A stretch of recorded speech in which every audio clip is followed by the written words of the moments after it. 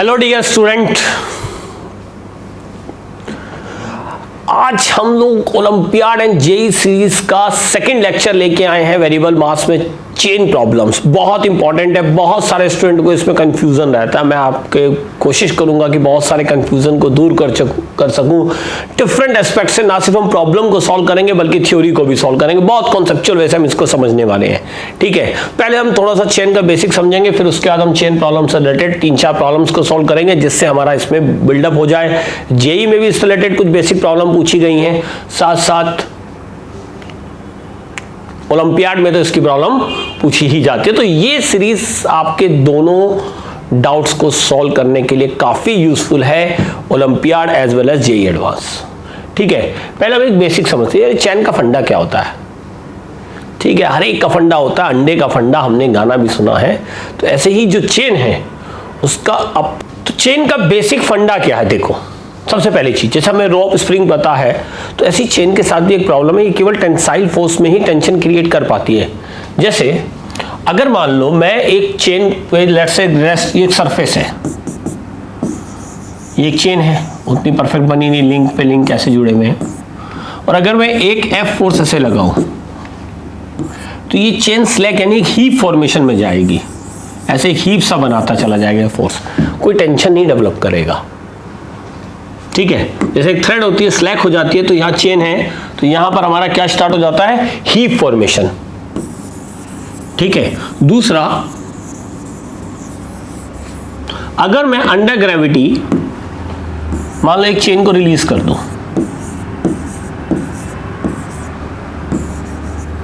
तो हर एक इसमें टेंशन रहेगी जीरो, हर एक चेन फ्री फॉल में जाएगी। कोई भी ऑब्जेक्ट होता है आपने रिलीज कर दिया, कोई यहां पर कट करके देख लो, free body diagram, simple Newton's law लगाओ, टेंशन की वैल्यू जीरो कैलकुलेट हो जाएगी। जैसे एक एम मास है, छोड़ दो।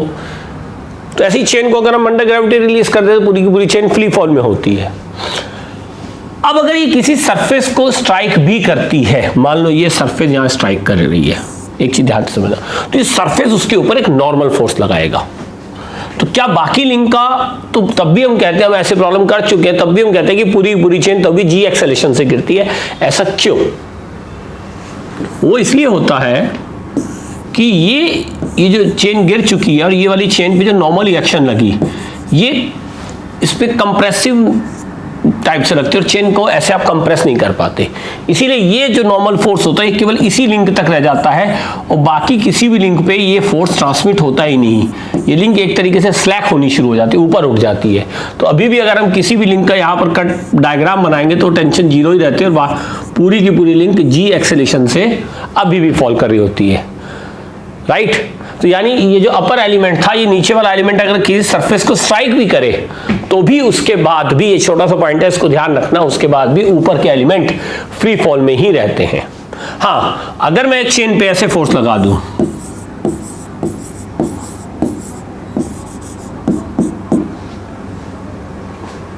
तो अब ये लिंक लिंक लिंक ऐड हो गए। अब मान लो ये ए एक्सेलेरेशन से ऊपर जा रही है, मैं तुमसे पूछता हूं कि एट ए डिस्टेंस एक्स पे टेंशन बताओ, तो कैसे कैलकुलेट करोगे? यहां पे टेंशन टी मानो क्योंकि नीचे वाला पार्ट उसको खींच रहा होगा, ये एफ फोर्स है, तो मैं कहता F minus lambda X, lambda हो गया चेन का mass per unit length into gravity, upward force minus downward force जो कि वेट हो गया डब्ल्यू एक्स, और minus tension force is equal to lambda A. और ए कैसे निकालता, मैं कहता एफ माइनस पूरी चेन का मास माइनस एम जी, पूरा एक सिस्टम ले लेता, is equal to M A, जहां एम की वैल्यू हो जाती lambda L, L length of chain. तो पहले मैं ए कैलकुलेट करता, ए को मैं यहां पुट करता, टेंशन आ जाता। यही इस एफ फोर्स को अगर मैं ऐसे लगाने की कोशिश करूं तो क्या होगा, चेन ऐसे गिरे, कुछ नहीं होगा। ये पहला फोर्स, पहले वाले लिंक का एक्सेलरेशन बढ़ जाएगा, इस वाले लिंक का एक्सेलरेशन बढ़ेगा और ये दूसरे के साथ कोलाइड करेगा। ये पूरे में टेंशन एक तरीके से हीप फॉर्मेशन होने लगता है।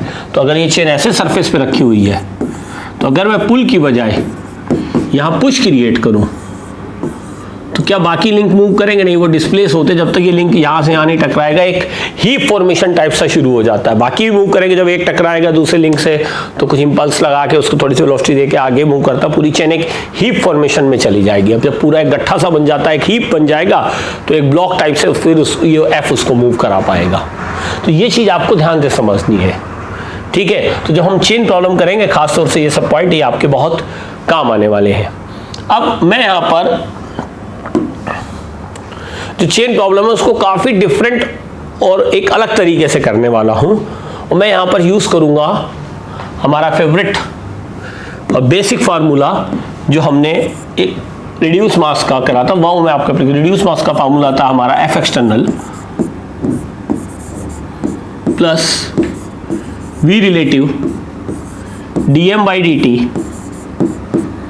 Is equal to M D V by D T. और अगर मैं इसे 1D में लगा दूं तो हमारे ये एक पर्टिकुलर केवल प्लस या माइनस साइन लेने से ही ये प्रॉब्लम बहुत आसानी से हमारी सॉल्व हो जाती है। और पिछले लेक्चर में जब हमने रॉकेट वाली प्रॉब्लम की है तो हमने उसको सॉल्व किया है, ठीक है। अब इसकी टिपिकल प्रॉब्लम करने से पहले मैं एक सिंपल चेन की एक प्रॉब्लम आपके साथ डिस्कस करना चाहूंगा जिसको आप सॉल्व कर चुके हो ऑलरेडी। एस सी वर्मा की प्रॉब्लम रहती है। मैं चाहता हूं कि टिपिकल प्रॉब्लम करने से पहले हम एक थोड़ा सा चेन का बेस बना लें ताकि हम इसकी टफ से टफ प्रॉब्लम को बहुत आसानी से सॉल्व कर पाएं। जैसे एक ये प्रॉब्लम रहती है कि एक ये चेन है एल लेंथ की, और कहा गया है कि अज्यूम करो हीप फॉर्मेशन नहीं हो रहा है। जब ये चेन एक्स पार्ट यहां पर ऐसे गिर गया, इस समय इस सरफेस पे कितना फोर्स लग रहा होगा? तो ये चेन गिर रही है, जैसे मैंने आपको बताया, तो इस लिंक पर एक extra force N F N आ रहा होगा, नॉर्मल रिएक्शन इंट्रैक्शन, और एक ही अपना वेट डब्ल्यू जो गिर चुका डब्ल्यू एक्स, और ये एक रिएक्शन N1 और आ रही होगी। तो ग्राउंड से जो टोटल फोर्स चेन पे लग रहा होगा वो दो फोर्सेस का सम होगा। इतना ही फोर्स चेन पे अपवर्ड लग रहा होगा, इतना ही चेन डाउनवर्ड लगा रही होगी। तो अब तक हम इसे कैसे करते थे? N1 तो हमें पता है डब्ल्यू एक्स, कितना वेट गिर चुका है, लेमडा इंटू एक्स जी। यहाँ लेमडा क्या है? Mass per unit length, m by L, m is total mass of chain. N1 कैसे सॉल्व होगा? बहुत आसान है, ये तो सॉल्व हो गया। N1 has been solve, plus Fn हमें और सॉल्व करना है। अभी तक हम इसको बिना वेरिएबल मास के कैसे सॉल्व करते थे? हम सॉल्व करते थे, हम कहते थे कि इस छोटे से लिंक को लो। इस लिंक को हम अलग क्यों कर पाए? क्योंकि ये पूरी चेन से अब अलग हो गया, ठीक है। इस पे इसका अपना एक वेट है DMG, वो नेग्लिजिबल है। जो मेनली Fn जो आ रहा है, ये जो टक टक की आवाज आएगी, ये टकरा रहा होगा, मोमेंटम चेंज। जैसे कई बार हम बाइक पे जा रहे हैं, एक छोटा सा डस्ट पार्टिकल भी आग को डैमेज कर देता है, क्योंकि एक एक्स्ट्रा फोर्स Fn आ जाता है जो आता है उसके मोमेंटम के कारण। एक प्लेन उड़ रहा है, एक छोटी सी बर्ड उसके अगर इंजन में चले जाए या विंग से टकरा जाए, जबकि उसका वेट कितना होता होगा? मान लो थोड़ी सी हैवी बर्ड है, 200 ग्राम 250 ग्राम, ठीक है, 250 ग्राम मैक्सिमम, 500 ग्राम चलोगी बर्ड ईगल, वो डैमेज इतना क्यों क्रिएट कर देते हैं? मोमेंटम के कारण। प्लेन का भी एक मोमेंटम होता है, तो वहां पे जो मोमेंटम ट्रांसफर है वो बड़ी एक चैलेंज है। इसी से रिलेटेड एक और फ्लूइड में ही बनते हैं थ्रस्ट फोर्सेस, मैं उसको भी डील करूंगा। जब फ्लूइड जेट किसी सरफेस से स्ट्राइक करता है तो इसी तरह से आप वहां पर भी ये मास जो मोमेंटम चेंज होता है वो एक फोर्स क्रिएट करता है। तो अगर हम देखें इस Fn को कैसे डील करते हैं, हम कहते हैं Fn is equal to dp by dt से हम डील कर लेते हैं। यहां पर हम ये कहते हैं कि ये मास dm था, ठीक है, और वेलोसिटी हो गई 0, तो dp की वैल्यू को हम लिखते हैं v dm by dt, change in momentum upon time. इसकी सिर्फ मैग्नीट्यूड हम ले लें, डायरेक्शन वगैरह हम कंसीडर कर चुके हैं। Fn अपवर्ड था, इसी वजह से इसका मोमेंटम 0 हो गया, minus final momentum 0, initial momentum vdm, minus से माइनस कैंसिल हो जाएगा, डाउनवर्ड डायरेक्शन को पॉजिटिव ले लो। अब dm को हम लिख देते हैं लेमडा dx, तो v lambda dx by dt यानी lambda v square,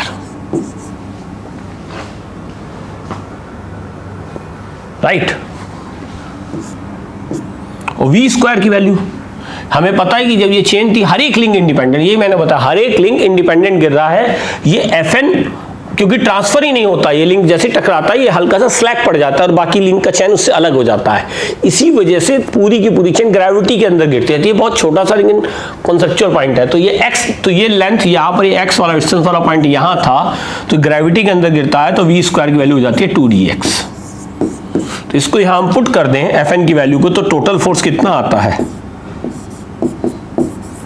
3 lambda gx। तो this was the one prospective to solve the problem. अब इसी प्रॉब्लम को मैं आपको वेरिएबल मास से करके दिखाता हूं। वेरिएबल मास से कैसे होगी।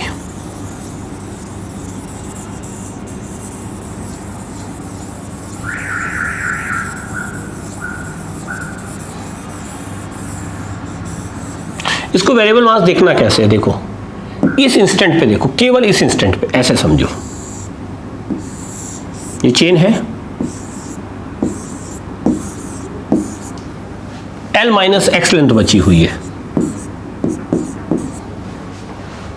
अब थोड़ी देर बाद इसमें से dx मास गिर के अलग हो जाएगा। कुछ देर बाद ये मास कितना बचेगा,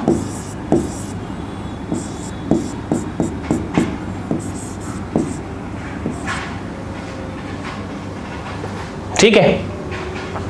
और जो ये पार्ट अलग होगा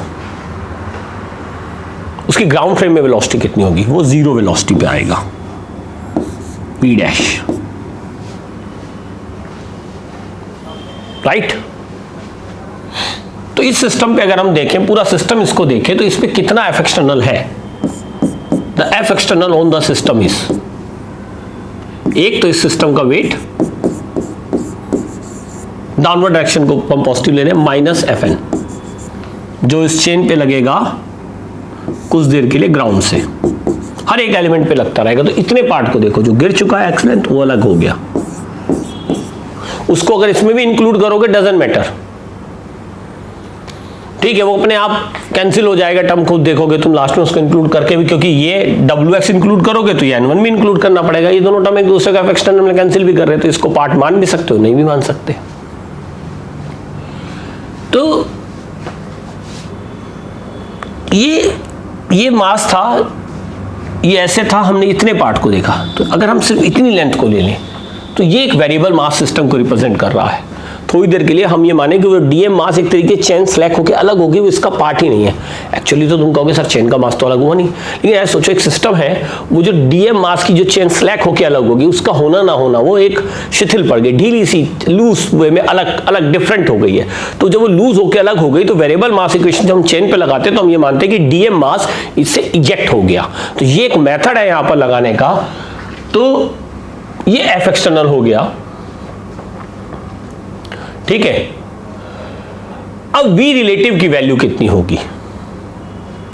वी रिलेटिव देखने का तरीका यह होता है कि आपको यहां पर बैठना है इस सिस्टम पे और आपको देखना है कि डीएम मास आपके रेस्पेक्ट में किस वेलोसिटी से जा रहा है। तो हमने क्या करना है, डाउनवर्ड डायरेक्शन को हमने पॉजिटिव लिया हुआ है। चीजों को जरा स्लाइड पे हमने एक नई स्लाइड पे शिफ्ट कर दिया मैंने, थोड़ा सा क्लैरिटी रहेगी। देखो एफ एक्सटर्नल की वैल्यू हमने क्या लिखी, लेमडा एल माइनस एक्स जी माइनस एफ एन। ये माइनस एफ एन क्यों है, क्योंकि मैंने डाउनवर्ड डायरेक्शन को क्या लिया, पॉजिटिव। अब मुझे चाहिए second term V relative DM by D T. ये V relative DM by D T कैसे आएगा, देखो वी रिलेटिव कैसे देखते हैं यार। ये जो सिस्टम है इसको सिस्टम लेना है, ये चेन, ठीक है। ऐसे हम ये मानेंगे कि जो डीएम मास इससे अलग हुआ वो लूज हो गया, अलग हो गया इससे, यही यहां पर करना। तो इससे कंटिन्यूअसली डीएम मास अलग होता चला जा रहा है। तो ये एम मास बचा जो कि किसी भी इंस्टेंट पे कितना है, लेमडा एल माइनस एक्स। तो इससे डीएम मास डीएक्स डीएक्स लेंथ की चेन अलग, ये पार्ट अलग होता जा रहा है क्योंकि ये शिथिल हो गया। ये किसी तरह का ही इससे एक लूज होकर हमने हिप तो बना नहीं रहा है क्वेश्चन में, अलग होता चला जाता है। तो यहां पर हम क्या कहेंगे, DM by D T will be equals to minus lambda dx by dt minus lambda v। ये माइनस यहाँ पर dm by dt निगेटिव है, जैसे हमें पता है बहुत सारे हम क्वेश्चन पहले भी कर चुके हैं। यहाँ पर मास डिक्रीज हो रहा था, dx by dt is nothing but the speed. v relative कैसे देखा जाता है यार, v रिलेटिव देखने के लिए फंडा ये होता है कि जो m मास है इसके सेंटर ऑफ मास पे बैठो अब ये जो डीएम मास अलग हुआ, अब ये जो डीएम मास अलग हुआ, ये मानते हैं ग्राउंड फ्रेम में गया, जीरो वेलोसिटी एक्वायर करता है, जो हमने इससे पिछले डीपी बाई डीटी वाला मेथड लगाया था उसमें भी यही किया था। तो इसको हमने मान ली फाइनल वेलोसिटी जीरो। अब डाउनवर्ड डायरेक्शन को हमने लिया हुआ है पॉजिटिव, तो v रिलेटिव की वैल्यू मुझे क्या दिखाई देगी इसमें, माइनस v, क्योंकि v रिलेटिव का कॉन्सेप्ट क्या था कि जो भी डीएम मास अलग हुआ है v dm minus V M उस इंस्टेंट पे, ठीक है। तो v डाउनवर्ड डायरेक्शन को मैं पॉजिटिव लेके चल रहा हूं। अब इस इक्वेशन में सारी वैल्यू को पुट कर दो, तो lambda L minus X into G minus F N minus lambda V, V relative की वैल्यू पुट करूंगा या प्लस वी रिलेटिव, तो प्लस वी रिलेटिव की वैल्यू माइनस वी और minus lambda V is equal to M. इसका mass कितना M, M की value होगी लेमडा एल माइनस एक्स। अब तुम ये बात समझ गए होंगे कि यहां पर एक एफ एन फोर्स होने के बाद भी, ये एफ एन फोर्स होने के बाद भी इस सिस्टम की का एक्सेलरेशन जी क्यों लिया जाता है, क्योंकि एफ एन फोर्स केवल एक इस डीएम मास के मोशन को ही इफेक्ट करता है, बाकी का एक्सेलरेशन हम जी मान सकते हैं। तो ऑलमोस्ट पूरे मास के मोशन एम को हम जी ले सकते हैं, तो ये वैल्यू हो जाएगी इंटू जी, और इस समय मास एम कितना होगा, lambda into L minus x. तो ये दोनों टर्म हो गई कैंसिल। एफएन को दूसरी तरफ भेजा तो एफएन की वैल्यू आ गई लेमडा वी स्क्वायर। अब वी स्क्वायर की वैल्यू हमें पता है, ये डिस्टेंस एक्स चल चुका है, गिर चुका है, और कितनी डिस्टेंस एक्स डिस्टेंस गिर चुका है ये वाला मास ऊपर से, क्योंकि ये बचा है कितना हमारे पास यहां पर एल माइनस एक्स पार्ट, ये एक्स पार्ट ऑलरेडी गिर चुका है। तो वी स्क्वायर की वैल्यू हो जाएगी लेमडा इंटू 2gx। तो इस fn की वैल्यू कितनी आई, 2 लेमडा gx। तो ये वेरिएबल मास इक्वेशन से भी सॉल्व हो सकता है, मैंने दोनों तरीके से आपको सॉल्व करके दे दिया। पर यहां पे जो ग्राउंड से टोटल फोर्स आ रहा होगा वो कितना होता है, w प्लस fn यानी 3 लेमडा gx। तो this was another way to solve the problem, right. अच्छा देखो, इसी का एक रिवर्स प्रॉब्लम होता है, उसमें क्या कहा जाता है कि इस सपोज करो इस चेन को कहते हैं कि अभी मैं हम अपनी मेन प्रॉब्लम से पहुंचेंगे, पर पहले मैं आपका एक कॉन्सेप्ट बनाना चाह रहा हूं। हम इस चेन को F फोर्स से ऊपर खींचते हैं और कहा जाता है कांस्टेंट स्पीड v से खींच रहे हैं। तो मान लो किसी समय x डिस्टेंस आ चुकी है, तो इस फोर्स की वैल्यू इस इंस्टेंट t पर कितनी होगी। एक तरीका हमें सबको मालूम है डीपी बाई डी टी से कि ये डीएम मास है, ये चेन तुम खींचोगे तो ये डीएम मास ऐड होगा, ये इस पे एक एफएन फोर्स लगाएगा नीचे, ठीक है, और वेट भी लग रहा है। उस क्वेश्चन में कहा गया कांस्टेंट वेलोसिटी स्पीड v से जा रहे हैं, तो यहां पर मास लगातार ऐड हो रहा है। तो कुछ देर बाद ये लेंथ x प्लस dx होगी और एक एफएन फोर्स यहां लगेगा नीचे। क्यों, क्योंकि जैसे इस लिंक को तुम खींचोगे, इस लिंक को तुम उठाओगे, तो रिमेनिंग मास पे फोर्स नीचे आएगा और उठाने वाला फोर्स इस x लेंथ पे डाउनवर्ड लगा होगा, ठीक। अपवर्ड डायरेक्शन को पॉजिटिव ले लो और ये लेंथ लगातार बढ़ती जा रही है। तो यहां पर एफ एक्सटर्नल क्या है, यहां पर एफ एक्सटर्नल में दो पार्ट आएंगे, एक तो ये एफ और वेट प्लस डब्ल्यू एक्स जो कि नीचे लग रहा होगा, minus lambda G X, lambda is mass per unit length M by L. तो ये पहला पार्ट हो गया, दूसरा पार्ट हो गया एफ एन। और मैंने अब डाउनवर्ड फोर्सेस को क्या लिया इसमें, what I am considering downward forces as negative,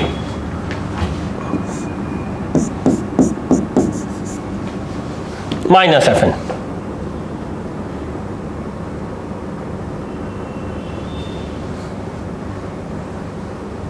ठीक है।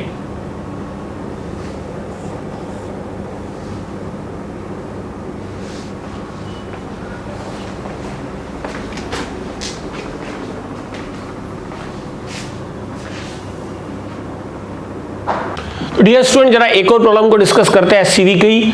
इसमें इस चेन को हमने एफ फोर्स से पुल कर रहे हैं कांस्टेंट स्पीड v से, पूछा जाता है कि ये इस फोर्स की वैल्यू बताओ, ठीक है। तो अगर हम देखें तो इस सिस्टम में अब ये जो डीएम मास है कंटिन्यूअसली ऐड होता जाएगा, क्योंकि कुछ देर बाद ये लेंथ x प्लस dx हो जाएगी, ठीक है। तो अगर मैं वही वेरिएबल मास इक्वेशन यूज करूं तो इस बार एफ एक्सटर्नल की वैल्यू मैं कितनी लूंगा, मेरी एफ एक्सटर्नल की वैल्यू होगी एफ अपवर्ड फोर्स को मैं डाउन को पॉजिटिव ले रहा हूं, अपवर्ड डायरेक्शन को वेलोसिटी v, ये कांस्टेंट वेलोसिटी से पुल हो रहा है, तो F plus lambda X ji.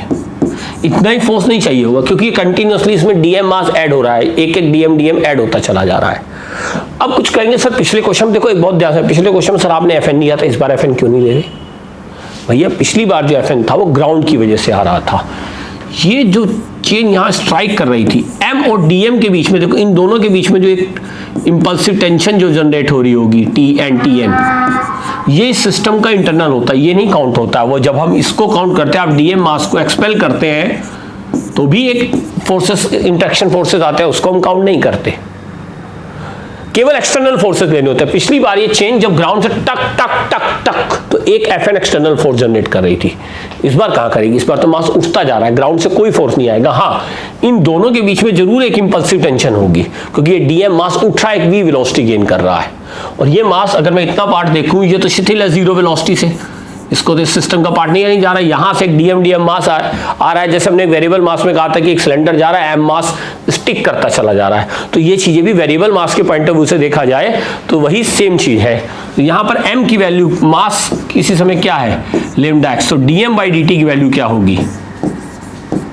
Lambda D X by D T, that is V, यानी लेमडा वी, राइट। चलो छोटी छोटी चीज है, देखो इसको ध्यान से समझते चलो तो दिक्कत आएगी ही नहीं। अब ये बहुत मैंने इंपॉर्टेंट पॉइंट बताया, दोनों ये दोनों बहुत चीजें जब आगे हम टिपिकल क्वेश्चन करेंगे तो तुम्हारा एक फंडामेंटल बेस क्रिएट कर देगा कि वो जब टकरा रहा था टक टक टक तो ग्राउंड से एक एफएन आ रहा था, इस बार ग्राउंड से कोई फोर्स नहीं आ रहा। अगर ग्राउंड से पूछा जाए कि ग्राउंड की नॉर्मल रिएक्शन किसी भी समय क्या होगी, ग्राउंड पे फोर्स कितना होना है, तो lambda L minus X into G weight है। अब हम जरा अपनी वेरिएबल मास इक्वेशन देखें तो उसमें होता है एफ एक्सटर्नल, तो एफ एक्सटर्नल की वैल्यू हो गई F plus lambda X G, ठीक है। दूसरी टर्म क्या होती है? V relative DM by D T. अब आप वी वेलोसिटी से जा रहे हो और इस डीएम मास की वेलोसिटी है 0, ठीक है। तो वी रिलेटिव कितना आएगा बताओ? वी रिलेटिव आपका आएगा डीएम मास की ऐड होने से पहले कितनी वेलोसिटी है? 0। अब आप कितनी वेलोसिटी जा रहे हो? v से, और ये माइनस होगा, सॉरी एक छोटा सा करेक्शन यहां पर है कि this term is minus. Why this term is minus? क्योंकि एफ फोर्स ऐसे, वेट लेमडा एक्स जी ऐसे लग रहा होगा, ठीक है। तो v रिलेटिव सेकेंड टर्म होती है v रिलेटिव, तो is equal to m into D V by D T, हमारी वेरिएबल मास इक्वेशन है। तो हम इस टर्म की बात करें तो v relative is minus V, तो प्लस v रिलेटिव के माइनस वी और dm by D T is lambda V, right, is equal to m lambda X, इस बार dv by D T, constant velocity v से forces को pull कर रहा है, तो dv बाई डी टी की वैल्यू क्या होगी? इंटू 0, तो f is equal to lambda X G plus lambda V square. This is the force required to pull a chain with constant velocity, right. अगर यही आप इसे सिर्फ ग्राउंड पे रखे हुए खींच रहे होते कि मान लो एक हीप है ऐसे और हम इस चेन को एक कांस्टेंट वेलोसिटी v से पुल करना शुरू करता है तो कितना फोर्स चाहिए होगा? तो ये ग्राउंड, ये वेट वाला टर्म नहीं आता, तब f का आंसर सिर्फ लेमडा वी स्क्वायर हो जाता। तो वो fn का इन्वॉल्वमेंट यहां क्यों नहीं हुआ? क्योंकि यहां पर इस बार fn आएगा ही नहीं, f एक्सटर्नल लेने होते। तो जो डीएम मास, इस m और डीएम मास को ऐड करने या सब्ट्रैक्ट करने में जो फोर्स का इंटरेक्शन होता है वो इंटरेक्शन फोर्स इस वेरिएबल मास इक्वेशन में नहीं होता है, वो इस सिस्टम का इंटरनल हो जाता है। इसीलिए इक्वेशन में होता है एफ एक्सटर्नल, जो फार्मूला है उसमें एफ एक्सटर्नल होता है, उसमें एम और डीएम के बीच के इंटरेक्शन फोर्स को छोड़ना होता है। ये पॉइंट क्लियर हुआ? दूसरी चीज अगर हम देखें, साइन कन्वेंशन बहुत इंपॉर्टेंट है, और तीसरा इंपॉर्टेंट पॉइंट होता है कि वी रिलेटिव को देखना। तो जब तुम ये वी रिलेटिव देखते हो v1 माइनस vm, तो जब अगर मास इजेक्ट हो रहा हो तो ये देखो ये dm मास की वेलोसिटी ग्राउंड फ्रेम में कितनी इजेक्ट होने के बाद, अगर ऐड हो रहा हो तो ये देखो कि ऐड होने से पहले उसकी वेलोसिटी कितनी है, उसमें से Vm को माइनस कर दो, तो इससे V रिलेटिव मिल जाता है। तो इस तरीके से हमने इन प्रॉब्लम को सॉल्व कर लिया। बेसिक चीजें थी, अभी हमने केवल कॉन्सेप्ट समझा, चेन का कुछ बेसिक एप्लीकेशन सीखी है। अब हम अपनी मेन प्रॉब्लम्स को सॉल्व करते हैं, राइट। तो हम अपनी पहली मेन प्रॉब्लम की तरफ चलते हैं। हेलो डियर स्टूडेंट्स, अच्छा हमने चेन के बेसिक फंडे समझ लिए, ठीक। तो ये हमारी पहली प्रॉब्लम है। देखो इसमें क्या कह रहा है, the end of a pile loose chain of mass r per unit length P is being pulled horizontally with speed V along the surface by a constant force P. If the coefficient of kinetic friction between the chain and surface is mu, determine the acceleration A of the chain in terms of x and P. ठीक है, इस chain का acceleration find करने को कह रहा है। तो कैसे करेंगे यार, देखो अब एक चीज समझ लो, मैं जो थ्योरी पढ़ाता हूँ एक बार उसी कॉन्सेप्ट्स को यूज करके बाकी क्वेश्चन सॉल्व करता हूँ। मैं ऐसे नहीं पढ़ाता कि एक क्वेश्चन लाया कहीं से, उठा लाया कहीं से क्वेश्चन, उसको एक मेथड से सॉल्व कर दिया, दूसरा क्वेश्चन लाया दूसरे से सॉल्व कर दिया, कुछ जादू वादू दिखा दिया, पर लर्निंग इफेक्टिवली लर्निंग क्या है, जीरो, राइट। तो ये नहीं होता मेरे चैनल पे। यहाँ बेसिकली मैं क्या हूँ कि एक कॉन्सेप्ट आपको पूरा सिखाता हूँ और उस एक ही फंडा जो मैंने सिखा दिया उसी से मैं उस टाइप के पर्टिकुलर जितनी सीक्वेंस होती है सब उसी से सॉल्व करता हूँ। इसका एक्सेलेरेशन मैं ए मान लेता हूँ, ठीक है। इसी इंस्टेंट पे ए और ए मुझे फाइंड करना है। कैसे करेंगे यार, अब तुम लोग खुद भी कर सकते हो, बहुत आसान क्वेश्चन है, ट्राई कर लो, वीडियो पॉज करो, ट्राई करो, ठीक है। लेकिन हम सॉल्व करते हैं तो अच्छा, इस पे एक्सटर्नल फोर्स इस समय कितना होगा, एफ एक्सटर्नल हो जाएगा P minus mu rho G x. Friction force इतने पार्ट पे लग रहा होगा, ये चेन है एक्चुअली ग्राउंड पे टच कर रही है, इसमें थोड़ा डायग्राम में नहीं दिख रहा पर एक्चुअली ये हवा में नहीं है, this chain is pulled along the ground,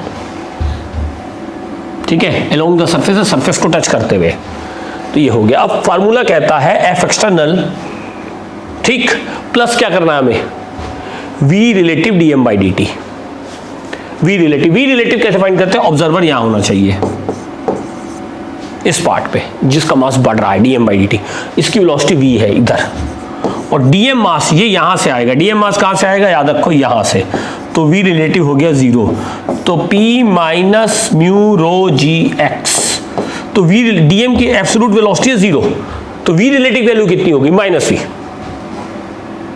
plus minus V into ये मास, किसी भी समय इस मास की वैल्यू कितनी है, रो एक्स, तो dm by D T differentiate कर दो, रो dx by D T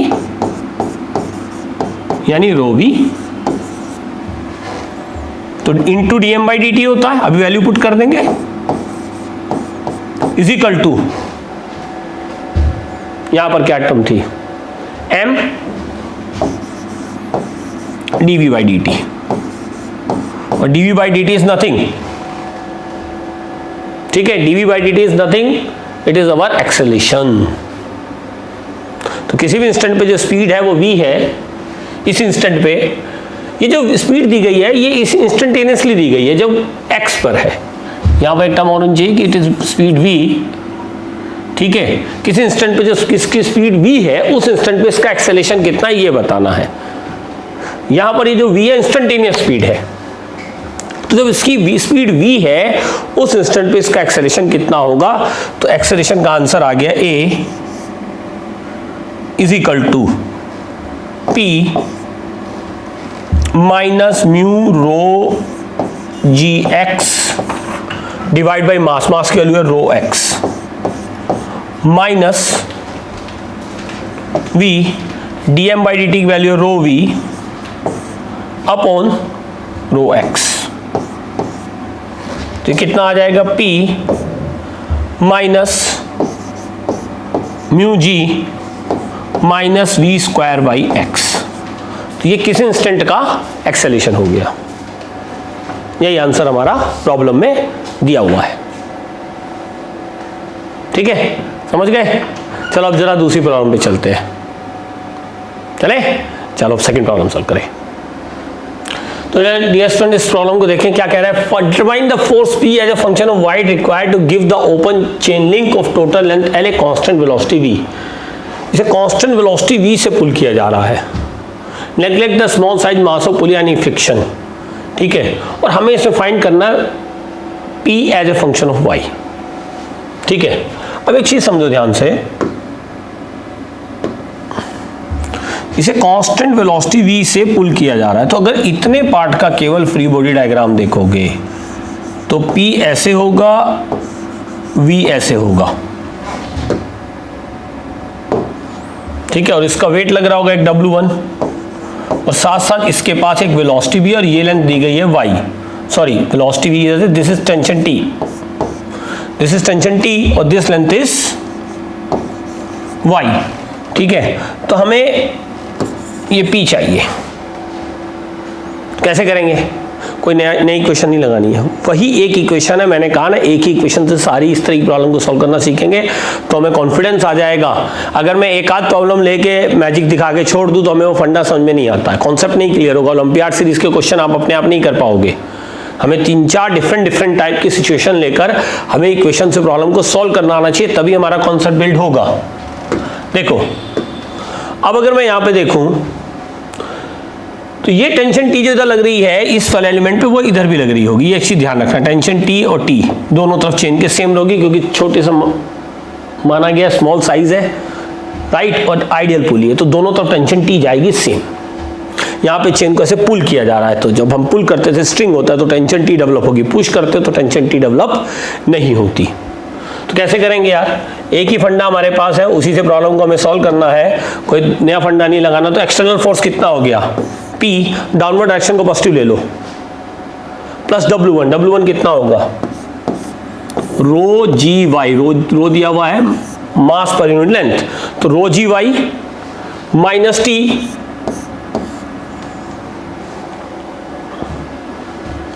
V relative फिर से जीरो होगा, क्योंकि DM मास पहले जीरो वेलोसिटी रखा है, इधर सारी वेलोसिटी कितनी है? जीरो, रेस्ट पर है। तो ये DM मास जब तक इसमें ऐड नहीं हुआ तब तक जीरो वेलोसिटी थी, तो minus of V into M किसी समय कितना है? मास, रो Y है, तो DM by D T, rho dy by D T यानी रो V, तो V into DM by D T. अभी वैल्यू पुट कर देंगे।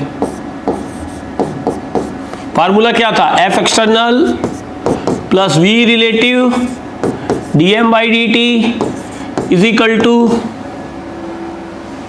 M dV by D T. Variable mass में क्या लिया है? दिस वन, इतना सिस्टम लिया, इसीलिए टेंशन T यहां पर क्या हो गया? External force. क्लियर? देखो, एक एक छोटे छोटे स्टेप को मैं क्लियर करके चल रहा हूं, जिससे आपका फंडा नॉलेज बहुत स्ट्रांग हो जाए। इज इक्वल टू क्या? M dV by D T. Speed constant दी गई है इस क्वेश्चन में, पिछले क्वेश्चन में कांस्टेंट स्पीड नहीं थी, वो वेरी कर रही थी। इस पर कहा गया कि स्पीड जो है कांस्टेंट है, तो ये वाली टर्म जीरो हो जाएगी। वैल्यू पुट कर दो, तो P is equal to T minus rho G Y plus rho V square. ठीक है, समझ गए? अब यहां T तो रह ही गया, T कैसे सॉल्व करें भाई? ये टेंशन T देखो, ये वाला पास रेस्ट पर है, तो इतने पार्ट का वेट बैलेंस कर रहा होगा, क्योंकि यहां से चेन ये फ्री है, स्लैक्ट है, कोई नॉर्मल रिएक्शन नहीं होगा। ये अगर ये टेंशन ना हो, इस चेन को फ्रीली छोड़ दो, गिर जाएगी। तो ये टेंशन क्या कर रही होगी? इतने पार्ट के वेट को बैलेंस कर रही होगी, तो इसकी वैल्यू हो जाएगी रो जी एच। तो H कॉमन ले लें, रो जी कॉमन लिया तो H माइनस वाई बचेगा ब्रैकेट में, plus rho V square. This is the answer. आ गया? सेम फंडा लगाया, कोई नई टेक्निक नहीं। आगे भी और प्रॉब्लम है, इसी तरीके से सॉल्व कर दूंगा। चेन की प्रॉब्लम को सॉल्व करने का रामबाण तरीका, ओलंपियाड की प्रॉब्लम्स हो, IIT JEE की जो प्रॉब्लम्स हो, बहुत आसानी से इसी मेथड से सॉल्व हो जाती है। नेक्स्ट प्रॉब्लम देखो, ये काफ़ी अच्छी और डिफरेंट प्रॉब्लम है। बहुत सारे जो, ये भी किसी ओलंपियाड या एक फॉरेन यूनिवर्सिटी की प्रॉब्लम है। बहुत सारी बुक्स जो हैं और डिफरेंट इंस्टीट्यूशन के पैकेज में ये कॉपी प्रॉब्लम मिल जाती है, अच्छी प्रॉब्लम है। तो काफ़ी लोग जो कलेक्ट करते हैं इस तरह की प्रॉब्लम को कलेक्ट कर लेते हैं, तो बहुत सारे लोगों के सामने चैलेंज रहता है। इसमें कहा गया है कि एक सपोर्ट के बीच में ये चेन ऐसी गिर रही है अपने आप फ्रीली अंडर ग्रेविटी। ठीक है, एक स्टडी फ्लो कहा गया है कि हमने एक एंड को थोड़ा सा बस खींच दिया, शुरुआत कर दी, फ्री फ्लो, जैसे पानी की धार गिरती है ना, नल खोल दो, कंटिन्यूअस फ्लो जैसे होता है वैसे चेन गिर रही है, ठीक है। If the links initially rest acquire the velocity of the chain suddenly without frictional resistance of interference, यानी यहां से जो चेन आती का लिंक आता है वो एकदम वेलोसिटी जो होती है इसकी एक्वायर करता चला जाता है। यहाँ कोई किसी तरह का रेजिस्टेंस प्रैक्टिकली आएगा, लेकिन वो सब कह रहा है कि नेग्लेक्ट कर दो वरना प्रॉब्लम नहीं सॉल्व कर पाओगे। एक तो फिर फाइंड करना है velocity v as a function of x, और साथ में कह रहा है कि हीट लॉस बता दो। टोटल लेंथ कह रहा है कि चेन की l है और मास पर यूनिट लेंथ रो। कैसे करेंगे भैया? पहले देखो वही करेंगे, कोई नया फंडा नहीं लगाऊंगा, ध्यान रखना। नया फंडा लगाने वाला काम मैं नहीं करता। ऐसे तो हम 50 क्वेश्चन ले 50 फंडे लगाएंगे क्या? नहीं, एक ही बेसिक कॉन्सेप्ट से सब सॉल्व करना सीखो, यही फिजिक्स है। एक particular type variable mass system ने सीखा तो एक पर्टिकुलर टाइप की उसकी एप्लीकेशन में वो हमें लगाना आना चाहिए। सारे अच्छी प्रॉब्लम हमें वैसे ही सॉल्व करनी है। तो ये चेन की लिंक हो गए ऐसे, ये कितनी लेंथ है? x, ये वेलोसिटी है इस समय इसकी v डाउनवर्ड मान लो। तो इस पे f एक्सटर्नल के नाम पर क्या होगा? सिर्फ इस पे f एक्सटर्नल के नाम पर होगा रो जी एक्स, ठीक है। तो f एक्सटर्नल के नाम पे बराबर सिर्फ क्या होगा? रो जी एक्स। क्यों? ग्रेविटी का है, फोर्स है।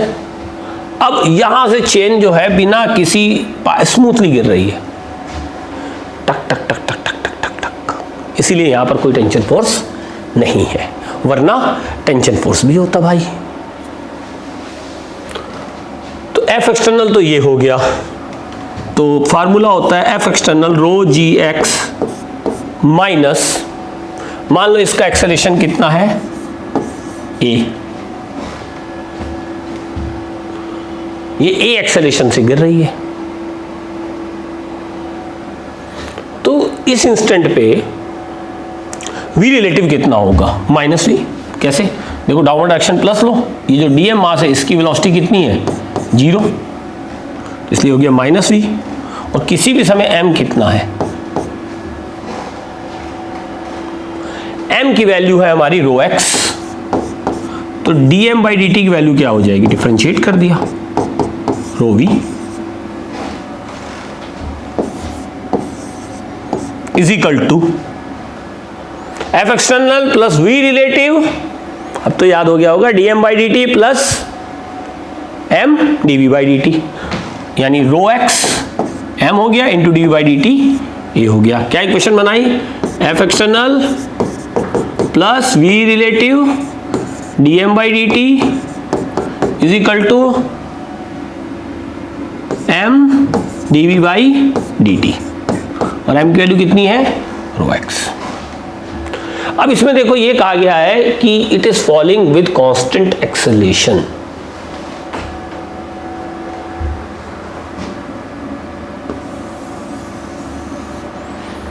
ठीक है, तो chain is falling with constant acceleration a।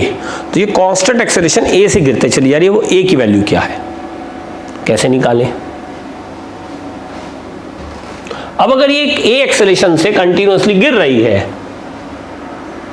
ठीक है, और वो एक्सेलरेशन a हमें चाहिए,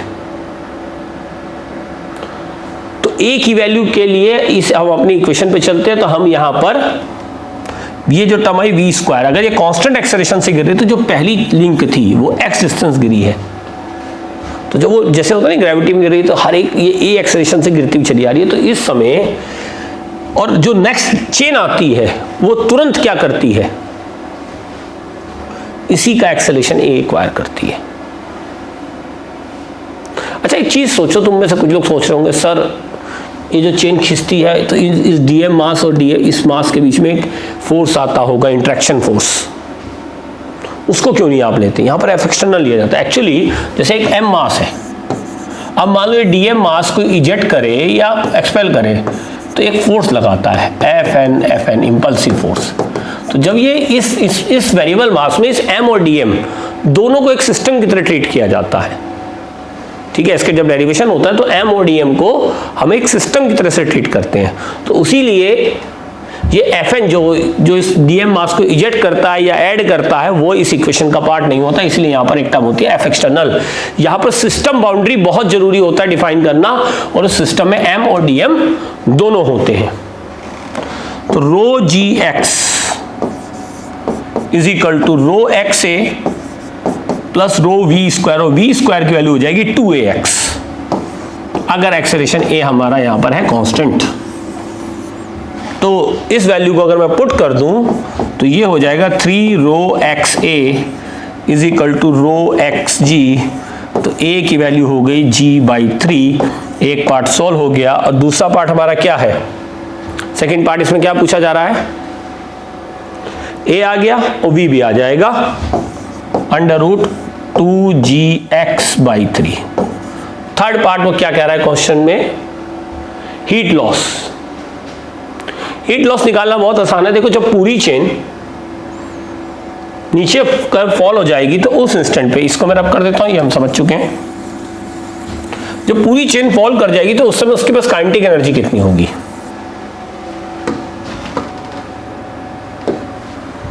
उस समय हमारे पास काइनेटिक एनर्जी होगी K is equal to half rho L V square, और वी स्क्वायर की वैल्यू हो जाएगी 2gl/3, xl हो जाएगा, ये 2 से 2 कैंसिल हो जाएगा, तो रो gl²/3 हो जाएगी काइनेटिक एनर्जी। और उस समय उसकी पोटेंशियल एनर्जी कितनी होगी, U इनिशियल वाज 0, इसको मैंने रेफरेंस लेवल ले लिया, U फाइनल। अब आप रेफरेंस लेवल से नीचे चले गए, चेन है, सेंटर ऑफ मास यूज करके पोटेंशियल एनर्जी डायरेक्ट लिख सकते हो। सेंटर ऑफ मास उस समय L/2 लेंथ पे होगा, तो mass into gravity into centre of mass की डेप्थ हो जाएगी, तो डाउनवर्ड आएगा, तो ये हो गया इंटू L/2। तो सेंटर ऑफ मास का कॉन्सेप्ट यूज करके इंटीग्रेशन करने की जरूरत नहीं, चेन का potential energy direct centre of mass के कॉन्सेप्ट से लिख सकते हो। तो ये U फाइनल हो गया। तो heat generation Q will be delta K plus delta U, इसका जो भी डिफरेंस है वो हीट में क्या होगा, टक टक टक टक जो होता रहा, चेन को खींचता रहा, इंपल्सिव फोर्सेस इंटरनल लगते रहे, वो वेरिएबल मास इक्वेशन में नहीं है, लेकिन हीट तो जनरेट करते हैं। जैसे जब एक ब्लॉक के ऊपर दूसरा ब्लॉक अगर मूव करे तो हम कहते हैं सिस्टम का मोमेंटम कंजर्व है, फ्रिक्शन है, लेकिन वो इंटरनल हो गया, मोमेंटम कंजर्व, लेकिन हीट लॉस तो आता ही है क्योंकि नॉन कंजर्वेटिव वर्क हुआ है। तो delta K plus delta U करेंगे तो रो gl²/3 माइनस रो gl²/2,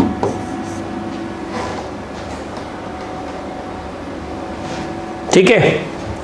इसकी मोड वैल्यू होगी हीट जनरेशन, क्यों, क्योंकि लॉस लेना है हमें, डेल्टा U ज्यादा है, डेल्टा K कम हुआ है, तो जो डिफरेंस है वही हीट में गया। इसकी मोड वैल्यू आपको क्या देगी, हीट जनरेशन। ये एनर्जी लॉस है, एनर्जी चेंज कहेंगे वैसे, लॉस नहीं गेन, ये एनर्जी चेंज है। Delta K plus delta U is change in mechanical energy. तो जो भी चेंज इन मैकेनिकल एनर्जी, जो भी मैकेनिकल एनर्जी का चेंज आया, उसकी मोड वैल्यू हमारा क्या होगी, हीट लॉस। अगर डेल्टा E एनर्जी कंजर्वेशन होता है, डेल्टा E 0 होता, ठीक है, तो डेल्टा E 0 होता तो हीट नहीं आती, डेल्टा E निगेटिव है तो इसका मतलब मैकेनिकल एनर्जी लॉस हुई है, वो लॉस होकर कहाँ गई है, हीट में, वही हमने निकाल लिया। तो ये वैल्यू कितनी आ जाएगी, रो gl²/6, यही हमारा इस प्रॉब्लम का आंसर भी है। तो तीनों आंसर हमारे आ गए। तो डियर स्टूडेंट, 3 इंटरेस्टिंग क्वेश्चन हम सॉल्व कर चुके हैं, और 4th द मोर इंटरेस्टिंग हम सॉल्व करने वाले हैं, ठीक है। तो इस तरह का एक क्वेश्चन ओलंपियाड में पूछा गया, थोड़ा सा वो इससे डिफरेंट था, पर इसी क्वेश्चन को मॉडिफाई करके ओलंपियाड वालों ने पूछा था, ठीक है। तो जरा देखो ये क्वेश्चन है क्या, इसमें कहा गया the free end of opening chain of total length and mass rho per unit length is release from rest at x = 0, यानी कि ये यहां पर रही होगी चेन, उसको रिलीज कर दिया। Determine the force R on the fix and, इस एंड पे, और tension T1 at lower and, और लोअर एंड पे टेंशन पूछा। 2 पार्ट हमसे सॉल्व कराए जा रहे हैं, राइट। तो बहुत मुश्किल क्वेश्चन नहीं है। देखो एक ही इक्वेशन, हम इक्वेशन नहीं बदलेंगे, नहीं कि एक क्वेश्चन तो दूसरी इक्वेशन, दूसरा क्वेश्चन तो तीसरी इक्वेशन, ऐसा नहीं है, वही इक्वेशन से हमसे सॉल्व करेंगे। बस में थोड़ा सा हमें दिमाग लगाना है कि ये चेन कुछ पहले ऐसे थी, रिलीज कर दिया, ये गिर रही है, इस समय ये x लेंथ मान लेते हैं, ठीक है। फाइनली एक बात यहां समझते हैं कि ये लेंथ रही होगी, मान लेते हैं कि इस समय कुछ y लेंथ है, y y और ये डिस्टेंस तो x ही होगी, तो 2y प्लस x शुड भी कितना होगा, it should be equal to L। तो यहां से y की वैल्यू क्या आ गई, L/2 माइनस x/2। सिंपल, लग रहा है स्ट्रिंग जैसा लेकिन चेन है, ये ध्यान रखना। अब यहां पर ये रिएक्शन R मेरे से पूछ रहा है, कह रहा है कि इस R की वैल्यू बताओ, लोअर एंड पे टेंशन बताओ। तो लोअर एंड पे टेंशन आएगी कैसे, देखो होगा क्या कि ये वाला जो पार्ट फ्रीली है ये गिर रहा है अंडर ग्रेविटी, तो यहां पर एक वेलोसिटी v भी होगी, इधर वाले पूरे पार्ट को, इधर वाला पूरा पार्ट एक यूनिफॉर्म वेलोसिटी v से गिर रहा है, ठीक है। तो जैसे ये चेन यहां पर एक लिंक होगा, ये जैसे ही लिंक स्ट्रेट होगा टक, तो जीरो वेलोसिटी एक्वायर करेगा। तो कैसे करेगा एकदम से, यानी उस पर एक इंपल्सिव फोर्स आना चाहिए। तो ये जो यहां पर अगर मैं ये जो गिरने वाली चेन है इसका एक छोटा सा मास dm लूं, ये जीरो वेलोसिटी एक्वायर करने वाला है, अभी इसकी वेलोसिटी v है, यानी अभी ये लेंथ x है, थोड़ी देर में, सॉरी ये लेंथ हम कह रहे हैं y है, और कुछ देर बाद ये लेंथ कितनी हो जाएगी, ये लेंथ थोड़ी सी कम होके y माइनस dy होने वाली है, ठीक है। यानी कि इस समय मास कितना है, लिम्डा y, मास कम हो रहा है। अब ये धीरे धीरे धीरे धीरे धीरे धीरे ये जो मास है ये कम होता चला, तो dm मास जो है, जब ये v वेलोसिटी थोड़ी देर जीरो हो जाएगा तो यहां पर एक T1 इंपल्सिव टेंशन लगेगी और इधर वाले पार्ट पर वो T1 नीचे होगी और ये R फोर्स ऐसे ऊपर लग रहा होगा।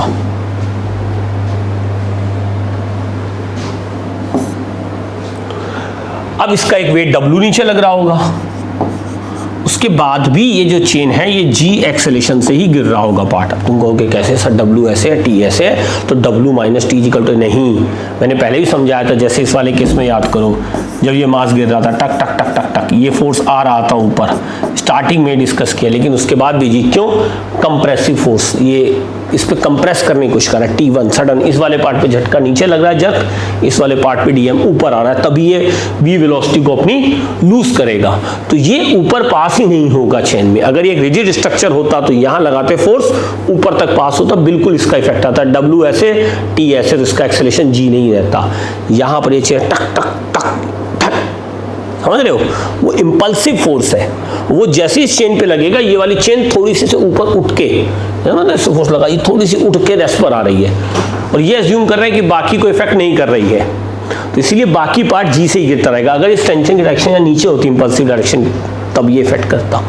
ये हम शुरुआत में ही डिस्कस कर चुके हैं, इसीलिए मैंने बेसिक थ्योरी पहले आप लोगों से डिस्कस की है।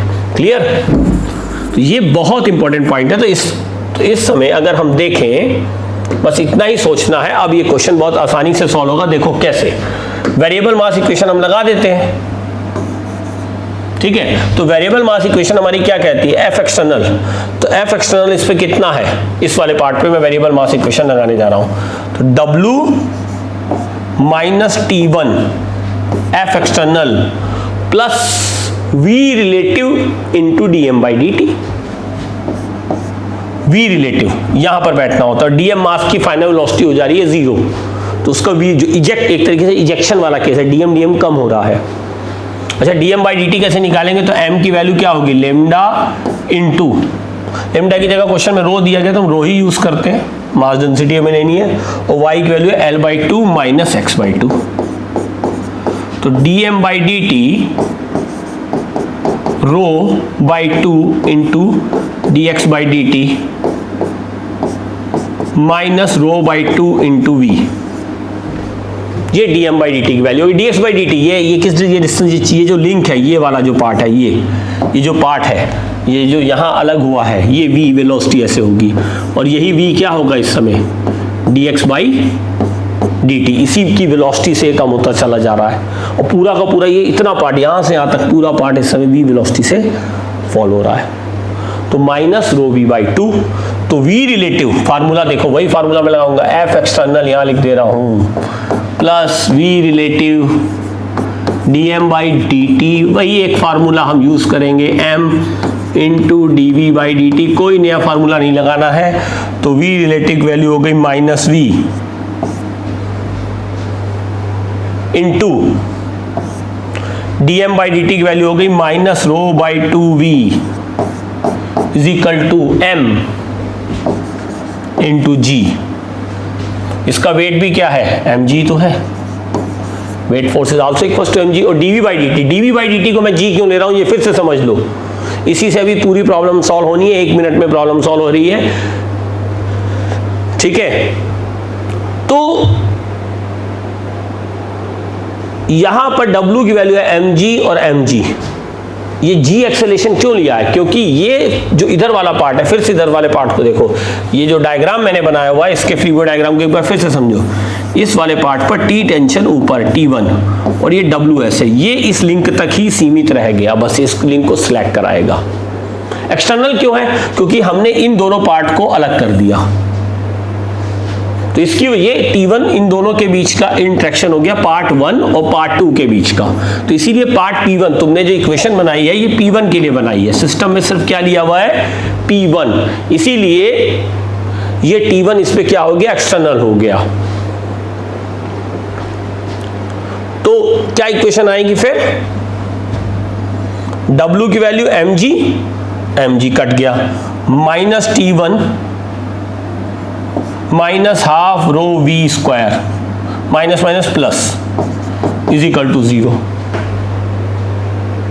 अब यहां पर एक बात आती है कि यार v की वैल्यू क्या होगी, भैया ये g एक्सेलेरेशन से गिर रहा है और x डिस्टेंस गिरा अंडर ग्रेविटी, तो v स्क्वायर की वैल्यू कितनी हो जाएगी, सीधा सीधा 2gx।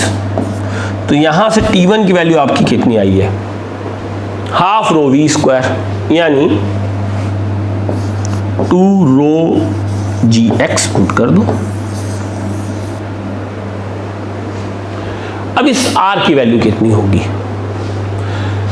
अब इधर वाला पार्ट तो पूरा पूरा रेस्ट पर है। अब हम जो प्रॉब्लम सॉल्व करने जा रहे हैं, अब हम बता रहे हैं वैल्यू ऑफ r, ये r कितना होगा, तो यहां पर r की वैल्यू हो जाएगी, ये इतने पार्ट का वेट, ये जो इधर इतना पार्ट है W1 प्लस T1, यानी अब W1 ये लेंथ कितनी है, x प्लस वाई, और y की वैल्यू कितनी, L/2 माइनस x/2, यानी यह हो जाएगा रो इंटू जी L/2 प्लस x/2 आ जाएगा, क्योंकि y प्लस x करोगे, इसमें x ऐड करोगे तो ये हो जाएगा रो जी L प्लस x/2, और प्लस T1 की वैल्यू कितनी आई थी, अच्छा T1 की वैल्यू जो हमारी थी ये थी हाफ रो v स्क्वायर, तो ये T1 की वैल्यू में डिवाइड बाई 2 भी है, तो T1 की वैल्यू हमारी आई है रो gx, तो प्लस रो gx।